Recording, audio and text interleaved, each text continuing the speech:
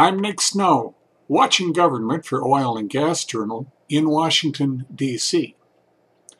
Secretary of State John F. Kerry tried to emphasize cooperation as he assumed the Arctic Council's chairmanship for the next 2 years on the U.S.'s behalf.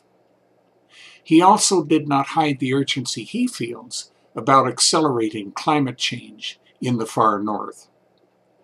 Our plan is centered on the idea that while all of us come to this council with different experiences and different perspectives, ultimately we all share one Arctic, and we have to do everything that we can to ensure that the interests and future of this vital and sensitive region are protected, he said in Iqaluit, Canada, on April 24th.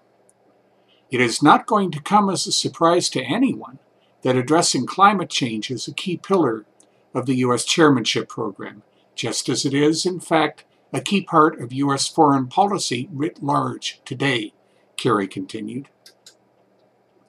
That science is particularly alarming in the Arctic, he maintained. This region is warming faster than any other on Earth. Temperatures are increasing at more than twice the rate of the global average, and over the last 3 decades, both the increase in temperatures and the corresponding decrease in sea ice observed in the Arctic are unprecedented in the last 1,500 years, he said. Efforts should be redoubled to help Arctic residents adapt to climate impacts and to prevent the worst effects from happening at all by helping communities become more resilient, the Secretary said.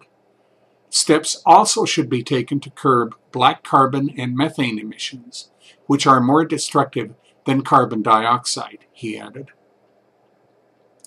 Kerry said Arctic ocean stewardship, safety, and security will be the U.S. chairmanship's second pillar.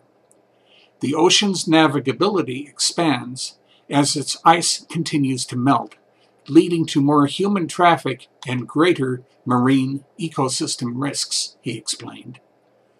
More traffic on Arctic waters also means that our search and rescue exercises and our efforts to prevent and to respond to oil spills will have to be more important than ever, he declared.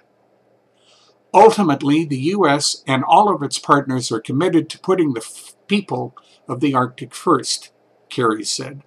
That's why the third and final pillar of the U.S. stewardship is to improve the economic and living conditions of people, including indigenous people, throughout Arctic communities, he indicated.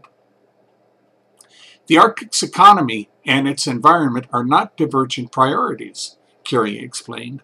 On the contrary, they're inextricably linked. The people of the region tell us this all the time, so our policies have to ensure the protection of both. It's a balance the U.S. hopes to help Arctic nations strike for decades to come, he said. That's Watching Government for this week. In Washington, I'm Nick Snow for Oil and Gas Journal.